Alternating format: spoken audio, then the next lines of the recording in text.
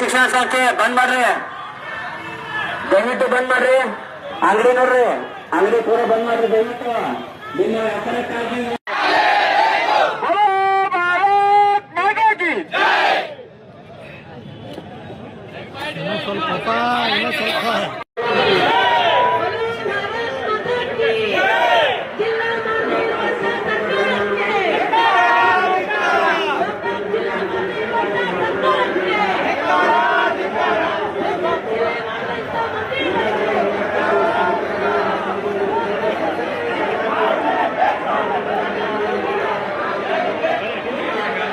ನಿರಂಜನ ಪರಮೇಶ್ವರ ಮುರುಘರಾಜೇಂದ್ರ ಅಪ್ಪಾಜಿಯವರ ಪಾದಾರವಂದಗಳಿಗೆ ಭಕ್ತಿಪೂರ್ವಕ ನಮನಗಳನ್ನು ಸಮರ್ಪಿಸಿ ಘಟ್ಟದಲ್ಲಿ ಅದು ಆ ಸಂದರ್ಭದಲ್ಲಿ ರಾಜಕೀಯ ಹಿತಾಸಕ್ತಿ ಮತ್ತು ಕೆಲವೊಂದು ರಾಜಕಾರಣಿಗಳ ವಿರೋಧದಿಂದ ಹಾಗೆ ಅದು ಪೆಂಡಿಂಗ್ ಹೋದ. ಅದಕ್ಕೆ ಆ ಜಿಲ್ಲೆಯನ್ನ ಮಾಡ್ಕೋಬೇಕು ಅನ್ನುವಂತ ಹಠಕ್ಕೆ ಬಿಟ್ಟಂತ ಗೋಕಾಕ್ ಜನತೆ ನಿರಂತರವಾಗಿ ಹೋರಾಟವನ್ನ ಮಾಡ್ಕೊಂಡು ಬಂದಿತ್ತು. ಎಲ್ಲ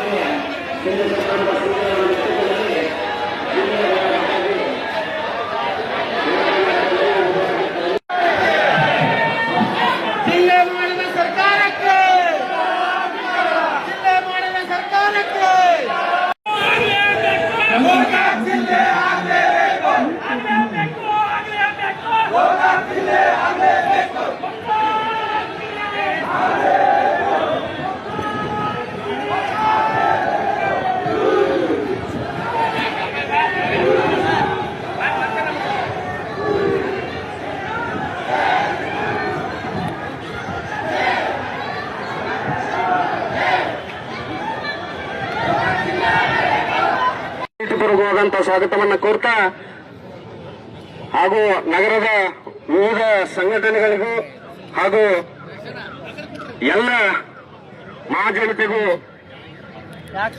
ಜಿಲ್ಲಾ ಹೋರಾಟ ಚಾಲನಾ ಸಮಿತಿಯ ಪರವಾಗಿ ತಮ್ಮೆಲ್ಲರನ್ನ ಪ್ರೀತಿಪೂರ್ವಕವಾಗಿ ಸ್ವಾಗತವನ್ನ ಕೋರ್ತಾ, ಈಗ ಗೋಕಾಕ್ ಊರಲ್ಲಿ ಎಲ್ಲ ಸುತ್ತಾದ ಬಂದಾಗ ಬಹುತೇಕ ಆಲ್ಮೋಸ್ಟ್ 99% ಅಂಗಡಿ ಬಂದಿದ್ದು. 100% ಅನ್ನೋದಿಲ್ಲ, 99% ಅಂಗಡಿಗಳು ಬಂದಿದೆ.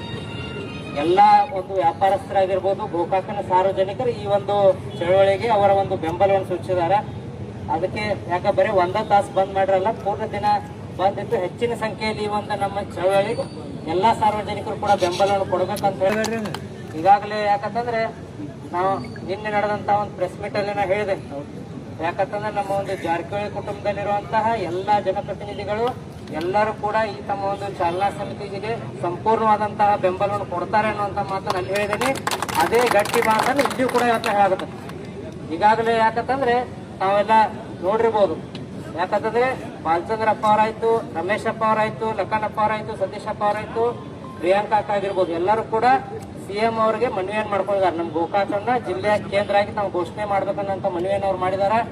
ಈಗಾಗಲೇ ಯಾಕಂತಂದ್ರೆ ಬಸನಗೌಡರು ಹೇಳಿ ಕಾಕ ಹೇಳಿದ್ರೆ, ಯಾಕಂದ್ರೆ ಒಂದು ಸರ್ಕಾರ ತೆಗೆದು ಒಂದು ಸರ್ಕಾರ ತಂದಿದೆ.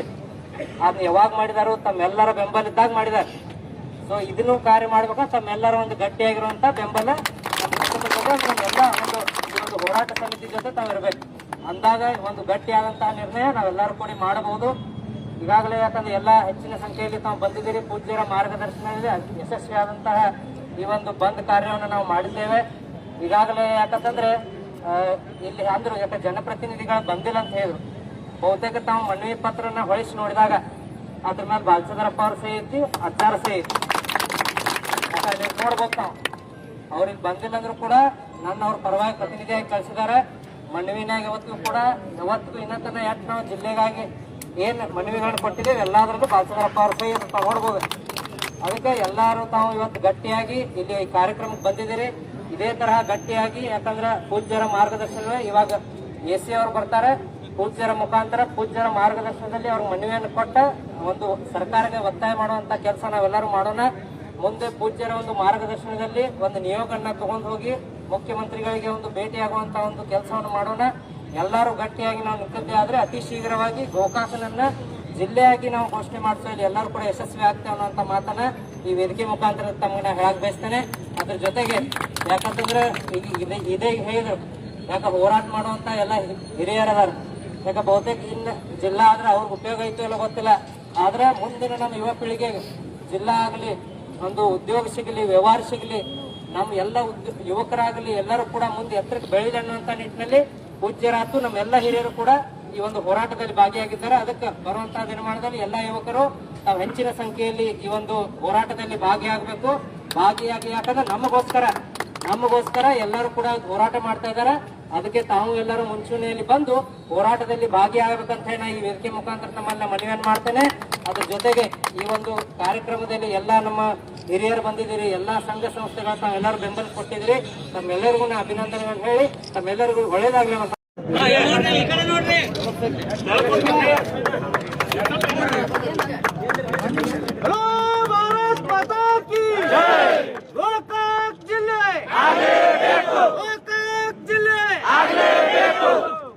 ಈಗ ಮನವಿಯನ್ನು ಸ್ವೀಕರಿಸಿರುವಂತಹ ಬೈಲಹೊಂಗಲ ವಿಭಾಗಾಧಿಕಾರಿಗಳಾದಂತಹ ಪ್ರವೀಣ್ ಜೈನ್ ಸಾಹೇಬರು ಒಂದೆರಡು ಮಾತುಗಳನ್ನು ಹೇಳಬೇಕಂತ ಹೇಳ್ತಾರೆ. ನಮಸ್ಕಾರ. ನಿಯೋಜಿತ ಗೋಕಾಕ್ ಜಿಲ್ಲಾ ರಚನಾ ಹೋರಾಟ ಚಾಲನಾ ಸಮಿತಿ ಹಾಗೂ ಇಲ್ಲಿ ನಡೆದಂತ ಎಲ್ಲ ನನ್ನ ಮಾಧ್ಯಮ ಮಿತ್ರರಿಗೆ, ಪತ್ರಿಕೋದ್ಯಮ ಮಿತ್ರರಿಗೂ ನಮಸ್ಕಾರ. ಗೋಕಾಕ್ ಜಿಲ್ಲೆ ಬೇರೆ ಜಿಲ್ಲೆ ಆಗಬೇಕಂತ ಆಗ್ರಹಿಸಿ ಇಲ್ಲೇನಿವತ್ತು ಸ್ಟ್ರೈಕ್ ನಡೀತಾ ಇದೆ. ಅದಕ್ಕೆ ನಾವು ಸ್ಪಂದಿಸಿ ನಾವು ಹೇಳಿದ ಹಾಗೆ ಮಾನ್ಯ ಮುಖ್ಯಮಂತ್ರಿಗಳು, ಕರ್ನಾಟಕ ಸರ್ಕಾರ ಅವರಿಗೆ, ಮಾನ್ಯ ತಹಶೀಲ್ದಾರ್ ಅವರ ಪರವಾಗಿ ಹಾಗೂ ನಮ್ಮ ಉಪವಿಭಾಗೀಯ ಪರವಾಗಿ ನಾವೇನ್ ಮಾಡ್ತೀವಿ ಅಂದ್ರೆ ತಾವು ಏನೇನ್ ಬೇಡಿಕೆಗಳನ್ನ ಕೊಟ್ಟಿದ್ದೀರಿ ಅದೆಲ್ಲ ಈಡೇರಿಸಿ ಅಂತ ನಾವು ಆಶಿಸುತ್ತಾ ನಮ್ಮ ಅರ್ಜಿಯನ್ನು ಸಹ ನಾವೇನ್ ಮಾಡ್ತೀವಿ ಅಂದ್ರೆ ಮಾನ್ಯ ಸರ್ಕಾರಕ್ಕೆ ತಲುಪುವ ವ್ಯವಸ್ಥೆಯನ್ನ ಮಾಡ್ತಾ ಅಂತ ಹೇಳ್ತಾ ಒಂದೆರಡು ಮಾತು ಮುಗಿಸ್ತೇನೆ.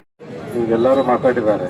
ಸರ್ವೋತ್ತಮ್ ಜಾರಕಿಹೊಳಿ, ಬಸಗೌಡ ಪಾಟೀಲ್ರು, ರಾಮಣ್ಣ ಹುಕ್ಕೇರಿ ಅವರು, ಮಾಂತೇಶ್ ಕದಾಡಿ ಅವರು, ಶಿವ ಪೂಜಾರಿ ಅವರು ಎಲ್ಲರೂ ಗೋಕಾಕ್ ಜಿಲ್ಲೆ ಯಾಕೆ ಆಗಬೇಕು, ನಾವು ಎಷ್ಟು ಹೋರಾಟ ಮಾಡಿದ್ದೀವಿ, ಗೋಕಾಕ್ ಜಿಲ್ಲೆ ಆಗಬೇಕು ಅಂತೇಳಿ ಸರ್ಕಾರಕ್ಕೆ ಒತ್ತಾಯಿಸಿದ್ದಾರೆ.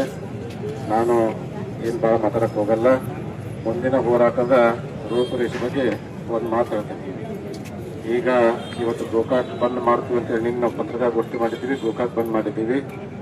ಇನ್ನು 4 ದಿನದಲ್ಲಿ ನಾವು ಒಂದು ನಿಯೋಗವನ್ನು ತೆಗೆದುಕೊಂಡು ಕರ್ನಾಟಕದ ಮುಖ್ಯಮಂತ್ರಿಗಳಾದಂಥ ಸಿದ್ದರಾಮಯ್ಯನವರಿಗೆ ಭೇಟಿಯಾಗುವಂಥ ಕಾರ್ಯಕ್ರಮವನ್ನು ಇಟ್ಕೊಂಡಿದ್ದೀವಿ.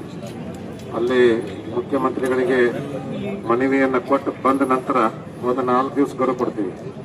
ಆ 4 ದಿವಸ ಗಡುವು ಕೊಟ್ಟು ಮುಂದಿನ ಹೋರಾಟ ಏನಂತಂದ್ರೆ ಇದೇ ಬಸವೇಶ್ವರ ವೃತ್ತ ಆಗಿರ್ಬೋದು ಅಥವಾ ತಹಶೀಲ್ದಾರ್ ಕಚೇರಿ ಎದುರಾಗಿರ್ಬೋದು ನಿರಂತರ ಧರಣಿ ಸತ್ಯಾಗ್ರಹವನ್ನು ಕೈಗೊಳ್ತೀವಿ ಅನ್ನುವಂಥ ಮಾತನ್ನು ಹೇಳಿ ಈ ಎಲ್ಲ ಹೋರಾಟಕ್ಕೆ ನಿಮ್ಮೆಲ್ಲರ ಬೆಂಬಲ ಇರಬೇಕು ಅನ್ನುವಂಥ ಮಾತನ್ನು ಹೇಳಿ 2 ಮಾತುಗಳು ಮುಗಿಸ್ತೇವೆ.